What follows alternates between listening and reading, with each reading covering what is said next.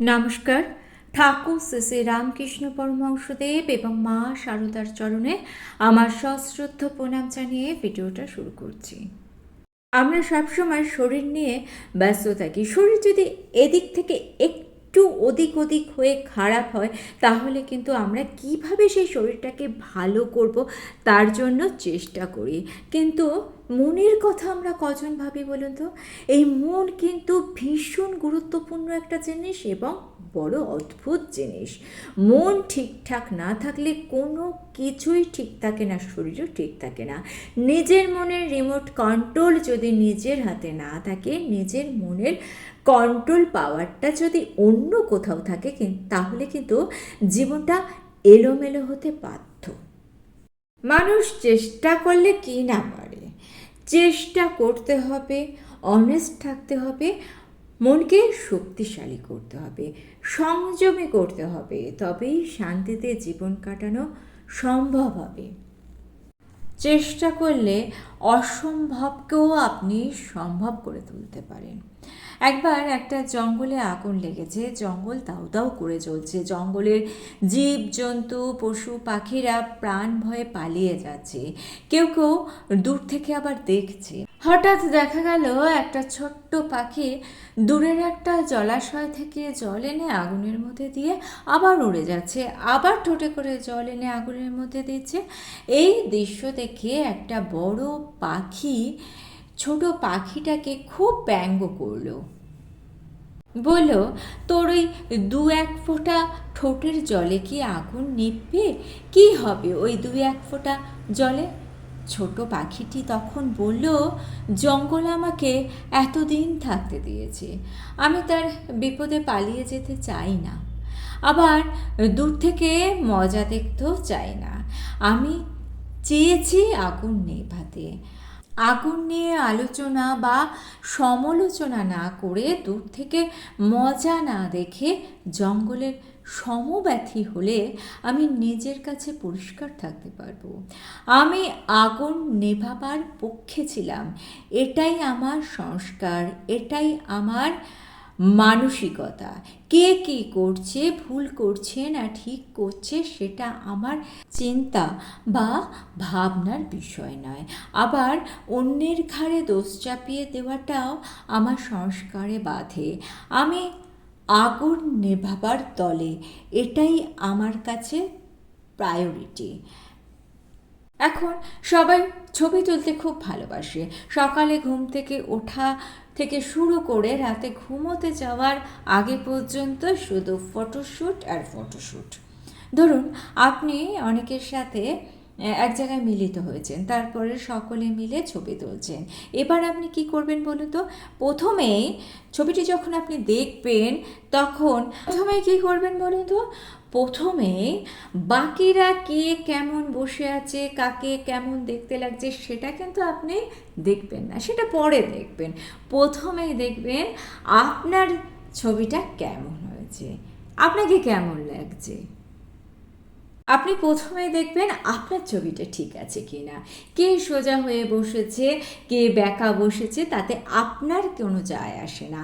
আপনার নিজের ছবিটা ভালো হলেই হলো। আপনি দেখতে থাকবেন আপনি ঠিকঠাক বসেছেন কি না, আপনাকে সুন্দর লাগছে কি না।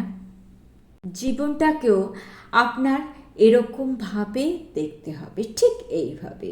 কে কি করছে সেটা না দেখে নিজে ঠিক আছেন কি না সেটা দেখতে হবে। কেউ আপনাকে খারাপ কিছু বললো, আপনার মন খারাপ হয়ে গেল। আবার কেউ আপনার একটু প্রশংসা করলো আর আপনি খুশিতে আত্মহারা হয়ে গেলেন, তাহলে কিন্তু আপনি মানসিকভাবে দুর্বল মানুষে পরিণত হবেন। প্রশংসা হোক বা সমালোচনা হোক, দুটোই আপনাকে একইভাবে গ্রহণ করতে হবে। আপনার মনকে এতটাই শক্তিশালী রাখতে হবে যে নিজের মনের রিমোট কন্ট্রোল পাওয়ারটাকে একেবারে নিজের হাতের মধ্যে রাখতে হবে, যাতে আপনার ভালো থাকা, খারাপ থাকা, খুশিতে থাকা কোনোটাই অন্যের কথার ওপর নির্ভর না করে। কেউ যদি আপনার সম্বন্ধে কিছু খারাপ কথা বলে তো বলুক না, সে তো আপনার মনের মধ্যে ঢুকতে পারছে না।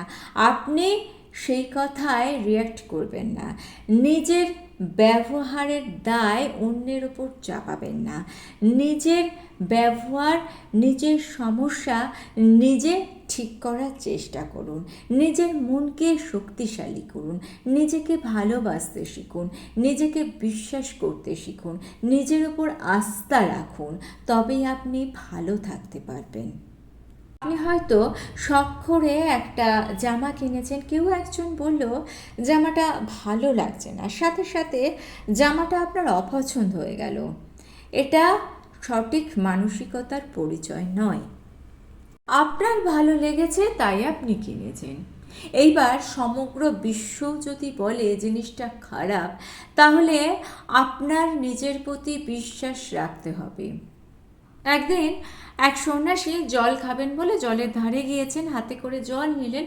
তখন জলের মধ্যে থাকা একটা পোকা তার হাতে কামড়ালো। সন্ন্যাসী তখন জল না খেয়ে পোকাটাকে নদীর মধ্যে ছেড়ে দিল। আবার হাতে করে জল তুললেন খাবার জন্য, আবার পোকাটা তার হাতে কামড়ে দিল। এইবার বারে বারে তিনি জল ফেলে দিতে থাকলেন, আর পোকাটা বারে বারে তার হাতে কামড়াতে থাকলো। সন্ন্যাসীর শিষ্য দাঁড়িয়ে দাঁড়িয়ে ঘটনাটা দেখছিলেন। তখন তিনি বললেন, মানে শিষ্য গুরুদেবকে বললেন যে গুরুদেব, পোকাটা বারবার আপনাকে কামড়াচ্ছে, তা সত্ত্বেও আপনি কেন ওকে বারবার ছেড়ে দিচ্ছেন?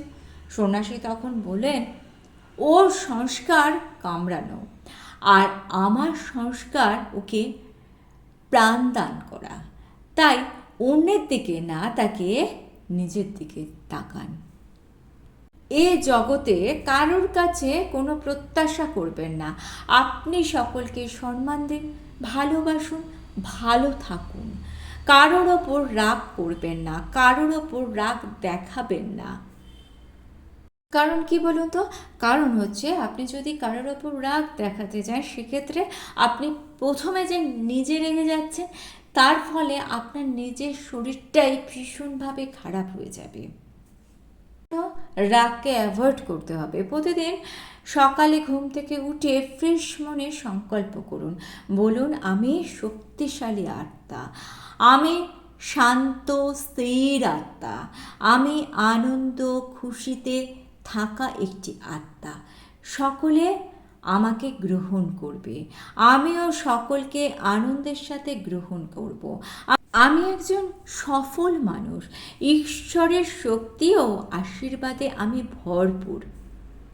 আমি ঈশ্বরকে বিশ্বাস করি, ভরসা রাখি, তাই ঈশ্বরের আশীর্বাদের সুরক্ষা কবচ আমার চারপাশে আছে। রাতে ঘুমোতে যাওয়ার সময় একই প্রার্থনা করুন। প্রতিদিন নিয়ম করে এক্সারসাইজ করুন, ভালো থাকুন, ভালোভাবে বাঁচুন। সফল মানুষদের জীবনীমূলক বইগুলো পড়ুন। যারা পজিটিভ কথা বলে তাদের সঙ্গে কথা বলুন, নেগেটিভিটিকে অ্যাভয়েড করুন। নিজের মনে নেগেটিভিটিকে কখনো প্রশ্রয় দেবেন না, তাহলে দেখবেন আপনার নিজের মনের শক্তি বৃদ্ধি পাচ্ছে। আর নিজের মনের শক্তি যদি বৃদ্ধি পায়, আপনি মানসিকভাবে সুস্থ থাকবেন। আর মানসিকভাবে যদি আপনি সুস্থ থাকেন, তাহলে আপনি শারীরিকভাবে সুস্থ থাকবেন। আর সুস্থ থাকাটাই কিন্তু বেঁচে থাকার মূল মন্ত্র। মানসিক এবং শারীরিকভাবে সুস্থ থাকলে বাইরের কোনো শক্তির ক্ষমতা নেই আপনাকে দুর্বল করে দেয়, ভেঙে দেয়, আপনার শান্তি বিঘ্নিত করে। ভালো থাকুন, আনন্দে থাকুন। আর ভিডিওটা ভালো লেগে থাকলে চ্যানেলটিকে সাবস্ক্রাইব করে নিয়ে পাশে থাকা বেল আইকনটা প্রেস করে দিয়ে অল অপশানটা ক্লিক করে দেবেন। তাহলে যখনই নতুন কোনো ভিডিও আপলোড করব, তার নোটিফিকেশন আপনাদের কাছে পৌঁছে যাবে। ঠাকুর ও মায়ের চরণে প্রণাম জানিয়ে আজকে এই পর্যন্তই। Thanks for watching.